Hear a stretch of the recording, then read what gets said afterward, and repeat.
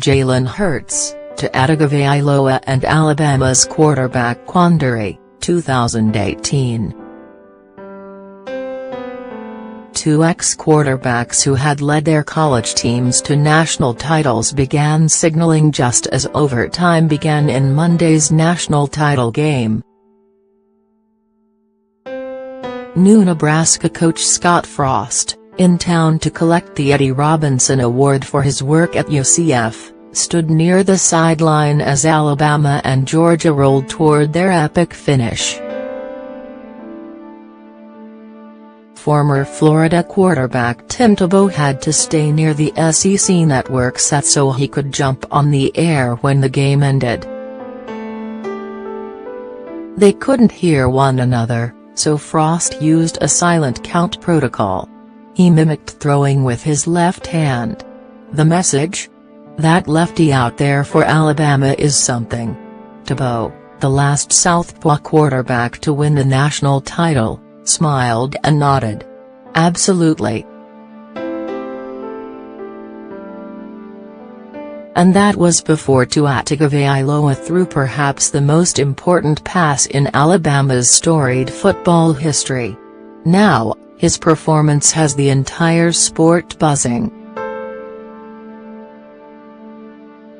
At the American Football Coaches Association convention in Charlotte, coaches from schools across the country debated in hallways and on bar stools whether they would have had the guts to pull a quarterback who had gone 25-2 as a starter, Jalen Hurts, for a true freshman who had only gotten mop-up duty all season.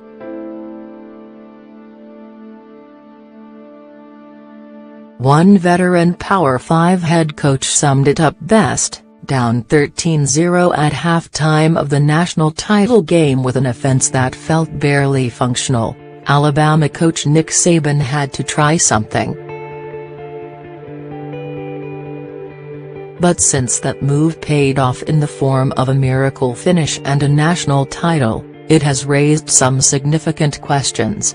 Is Tagovailoa unquestionably Alabama's starting quarterback going forward?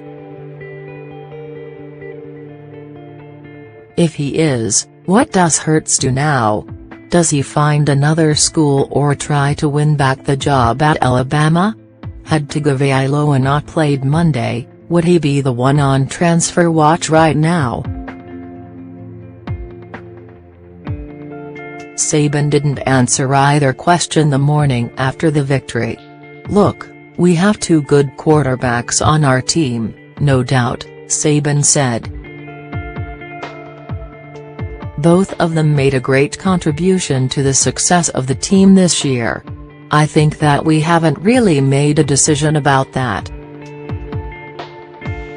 I don't think it's imperative that we make one right now.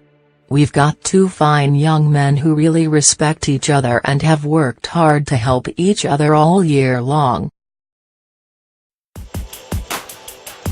Hopefully we'll be able to continue to do that in the future. Given the politics of the position and the demand for effective quarterbacks at other schools, that probably isn't possible." Hurts has had his struggles throwing the ball against the best defenses Alabama has played the past two seasons, but he still has outperformed most of the quarterbacks in the country.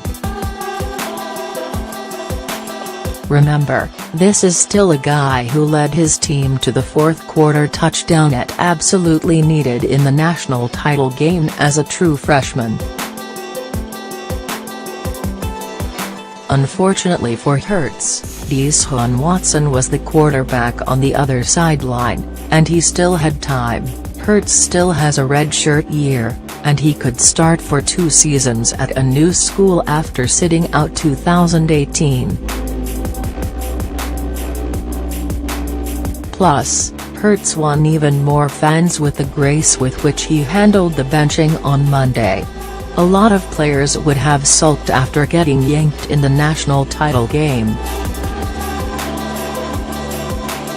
Hurts was the first person off the sideline to congratulate Tagovailoa on the first of his 3 touchdown passes.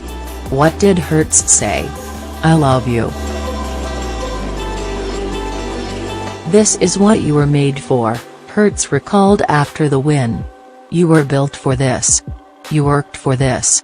Hurts offered nary a negative word.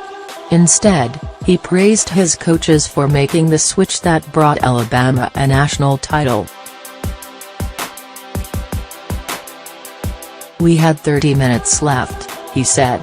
For some guys, it was the last 30 minutes of their college careers. Some guys will never play football again. For this team, it was the last 30 minutes we'd ever step on the field with each other. We stepped up, and we made plays, and we ended the game national champions.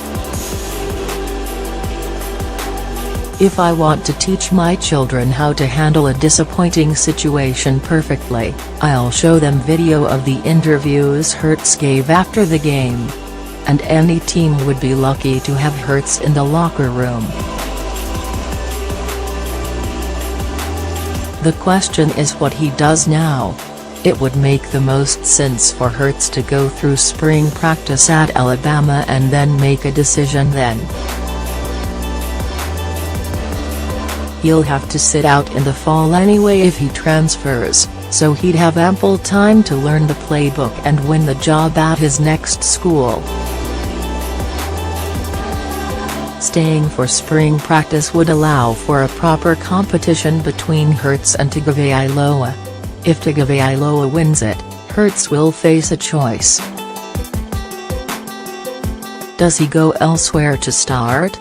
Or does he stay in Tuscaloosa, where he would only be one unlucky snap away from running the Crimson Tide offense again?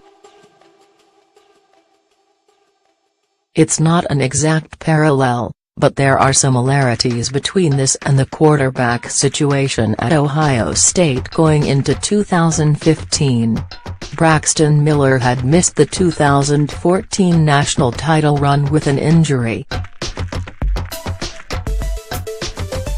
J.T. Barrett had filled in spectacularly for 12 games before getting injured. Cardale Jones had led the Buckeyes to wins in the Big Ten title game and the playoff. Miller wound up agreeing to become a receiver, his NFL position, before that season, and the Buckeyes toggled between Jones and Barrett in a 12-1 campaign that ultimately was a disappointment because it didn't end with a title of any kind. While Hurts probably could become an NFL player at another position, it's difficult to imagine him accepting a position switch. Staying at quarterback is far more likely. So if Tagovailoa won the job, Hurts would have to choose starting elsewhere in 2019 or backing up the sophomore at Alabama. Would the Houston area native head back to his home state and play in the Big 12? He'd fit well in the offenses at Texas and TCU. If he were to watch video of Quinton Flowers playing for Willie Taggart at South Florida, he might be intrigued by the idea of playing in that offense for Taggart at Florida State. Had Tagovailoa not played Monday, he might have been the one seeking transfer options. He had expected to play some in the Sugar Bowl, but that playing time never materialized as the Tide defense strangled Clemson's offense and Bama's offense remained relatively conservative. Had Alabama stuck with Hurts against Georgia even though the offense wasn't working, that might have been taken as a sign that Tagovailoa would have been better off elsewhere. Instead, he got a chance to show everything he could do. Alabama's offense opened up with a devastating vertical passing game for which the Bulldogs didn't seem prepared. and while Hurts is the superior runner, Tagovailoa showed his wheels are plenty dangerous on this incredible 3rd and 7 scramble that may have ultimately saved Alabama's title chances. This amazing scramble on 3rd and 7 by freshman QB Tua Tagovailoa led to Alabama's first TD.